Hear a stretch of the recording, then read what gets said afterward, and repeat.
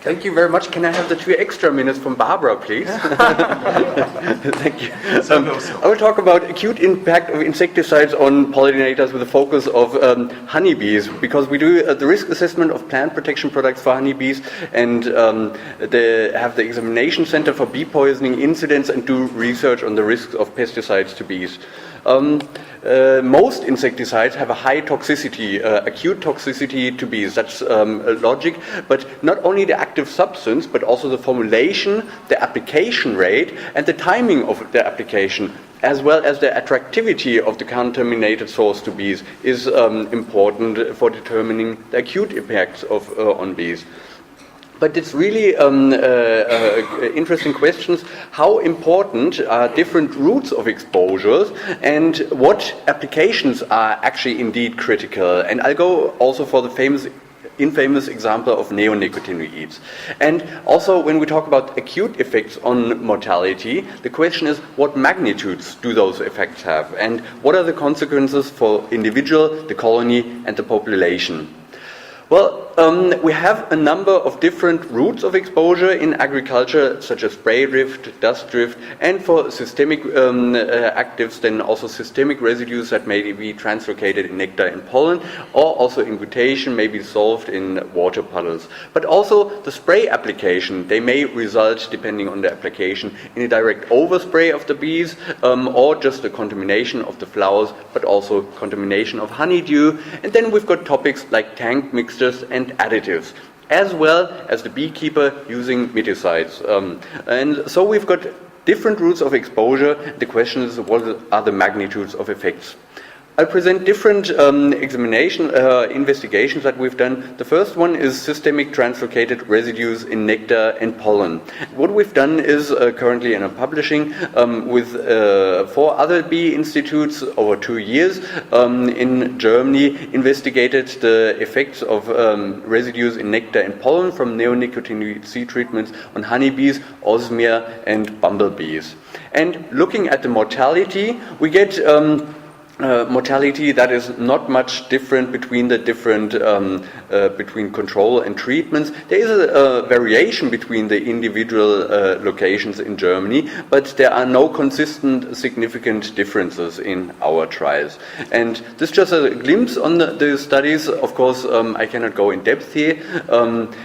We had no significant differences also for all the other parameters, for the bombus and also for the osmia. We looked at mortality for all of the individuals, and also at colony and brood development, also for bombus, and for osmia, of course, then the reproductive output over wintering and such issues. And also residues, they were in the range of the published values between 1 and 5 ppb, are relatively low, comparable with other studies that have been published. So in our cases, no significant risk detected, in contrast to a study from Rundloff et al., who found effects on osmia and bumblebees, but those differences, I don't want to go in too much detail here, are explainable, and at least for our conditions, we're quite confident. That is, well, guttation, you may know about guttation. When systemic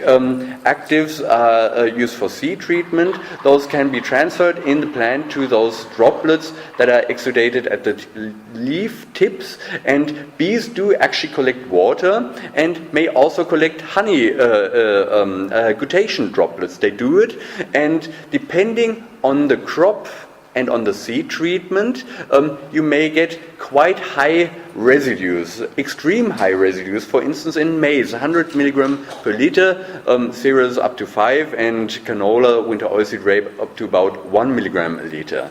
But only at 1 milligram a liter, a very small zip of water, 4 microliter, a honey bladder of the honeybee contains has about 50 microliters to carry. 4 microliters are enough to achieve the LD50. So a small consumption may lead to high mortality. But that is the question: exposure and effects. How much do they actually use it? For different crops, we had different semi-field and field trials. And yes, of course, if you force the bees to use that water, you will get incredible effects. according to the high residues. And if we had semi-field trials, if you do not supply water, you will get the small colonies that you have in semi-field trials almost killed, not completely, so but a very high mortality and strong effects on colony and brood development.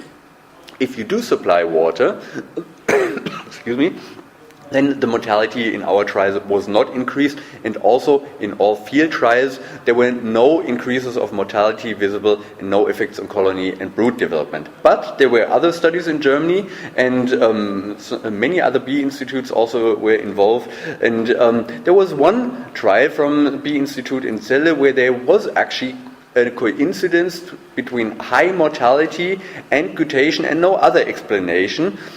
In all the studies, there's a worst case placement of colonies directly at the field border, and so there were some days with clearly gutation-related high acute mortality, but in this study, no long-term impact on the colony. So definitely there are potential risks for honeybee colonies from gutation. Many crops, almost all, not all of them, but most of them show gutation frequently. And for any crop, a small loss of or small numbers of foraging, water collecting bees are possible and also likely. But actually really increased mortality is measurable only in certain circumstances, but not really often. And there were no effects on colony and brood development in most of the studies, and we've also done overwintering studies. So that has rather a low to moderate relevance. It is relevant, but not as much as other issues. For instance, dust drift. You may know that in 2008 we had the highest number of bee poisoning incidents ever in Germany, or at least since the last 30 years. 700 beekeepers had about 12,000 colonies damaged, and also in other states of the world, in the USA, in Canada, and Italy, there have been frequent reports of dust drift poisoning incidents. And so we've done field trials where we had field realistic sowing of maize or canola, different crops with a known seed treatment quality. We measured the quality before, and one parameter, of course, you get an amount of dust, and then you get the residue content of the dust, which we call the Heumbach active substance value, and to identify the seed treatment quality. And then we did field and semi-field studies to show, to investigate the correlations between seed treatment quality, the exposure, and effects. So what we did is we created exposure. We measured that in petri dishes and flowers, and of course we had to have luck with the wind.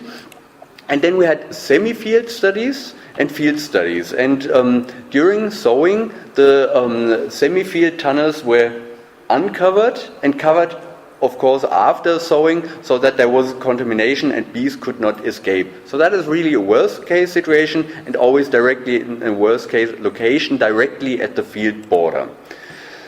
And so we get basically the contaminated side, where you get the dust drift, and the uncontaminated side. The uncontaminated side is the control. The contaminated side is the treatment.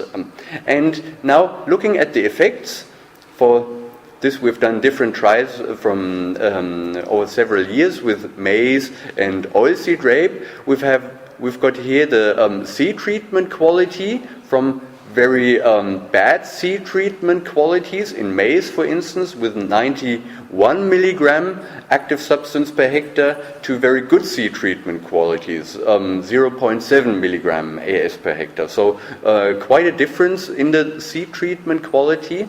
And for instance, for those trials, you have to look at the green bar, the length of the green bar and the length of the red bar. You see that maize 2010 and 11, you get very, very high effects on acute mortality, especially considering that you need small colonies in field trial, in semi-field trials, and strong colonies in field trials. But the semi-field trials were really a worst case situation. So very high effects with a bad seed treatment quality.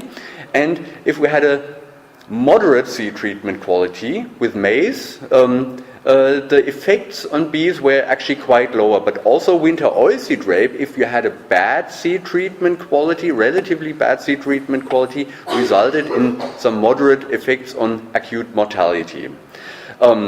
And then we had also very good seed treatment quality in oilseed rape, and even under worst case conditions you do not find any effect. So you have this parameter seed treatment quality as a potential risk mitigation measure, how to avoid dust incidents.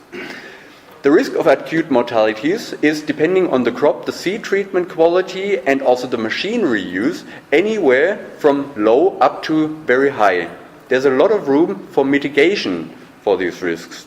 And of course, also the landscape plays a role in this.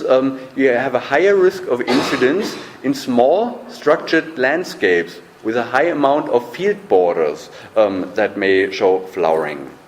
Thus, interestingly, they are not more toxic than sprays at the same amount of active substance per hectare, but they cause greater effects, which is due to the nature of particles, and so thus have low to very high relevance in field conditions. And we've got the Incident Investigation Center, where we investigate all samples free of charge for the beekeeper. We do biological and chemical analysis to investigate, is it a poisoning incident from pesticide use, or is it a disease case that the beekeeper found with his colonies. And of course, there are difficulties with the interpretation. You get untoxic to toxic substances in those samples, and you have to respect not only the residue levels that you find, also the combination of different active substances that you find in the dead bees, and then the potential of degradation for the different active substances. And actually there are relatively few data available for subsequent residue levels and the interpretation of residues in dead bees and bee incidents. But in case of doubt, we take this, we rank it as potentially incident for the beekeeper. And just for the last 6 years, this graph shows how many incidents we get in Germany sent to us for investigation, between 80 and 170 roughly. And of course, depending on the year, the numbers where we can conclude that pesticides are really causal or potentially involved vary. Usually it's, depending on the year, a quarter to half of the samples that we get where we can conclude that they are possibly or clearly related to pesticide poisoning incidents. And unfortunately, we also see that biocides also are a quite frequent problem, deliberate poisoning of bee colonies. Sad. So we can rank that, the top 10 of the active substances that we find in our samples. But remember, those are very Germany country-specific data. That is not all over the world, because we've got different uses, different applications, different regulation, different risk mitigation in different parts of the world. So that is very Germany-specific. But it's not only just the neonicotinoids as transported in the press. There are also other insecticides are still involved in bee poisoning incidents. And it's very interesting because there are cases, especially with lambda or gamma cyalotrine, where we have the problem of tank mixtures when they are used in combination with EBI fungicides. And so, from these data, we can basically rank what causes acute mortalities in our conditions. The most poisoning incidents that we have, except for the dust drift incident in 2008, a special case, that would be the first one in this area, but in normal years, it's mis or abuse of sprays, which should not be sprayed on flowering plants, spray drift to flowering areas, tank mixes of different combinations that are not allowed, and then dust drift, but we do not have any incidents where we could actually prove a connection with guttation or systemic translocated residues. The most frequent causes of bee poisoning incidents are actually misuses and abuses of products, ignorance of the product label. So it's not all about the neonics, which we often hear in talk, the neonics, and we found neonics, but it's all about specific risks of different applications and the specific uses in agriculture. And the potential magnitude of effects is very different for the different routes of exposure. And one thing that I find very interesting, there is a great variation in the acceptability of effects in different continents, in different countries of the world. Acute effects may affect a number of foragers, or they may result in a big damage to the colony, or even lead to colony losses. We know that honeybees may be able to compensate, depending on the extent of damage, can compensate some effects at some periods, so that the colony won't be damaged. But I think this acceptability of effects is largely or is very differently interpreted in the different countries of the world. When some parts no mortality at all seems acceptable, in other countries we talk about losses of colonies. So that is just a wide span. So what do we need to avoid acute mortalities? We need better and more refined testing methodologies for different exposure routes and bee species. We need specific testing strategies with a different need to emphasize acute versus chronic and sublethal effects with honeybees, but also with other pollinators and other bees. And we need more research with investigation of the risk in realistic conditions and also realistic doses, not just the investigation, the 500th investigation of substance properties in laboratories, because most publications that come out just describe what could potentially happen in laboratories, but in my opinion we need more studies investigating the risk in realistic conditions and realistic doses. And we need more research on suitable risk mitigation measures and realistic problems like toxicity of mixtures and additives and so on, to get a better understanding of the adverse effects on honeybees and other bee species in real life, and how to avoid them, and how we can still ensure an agricultural production. Thank you.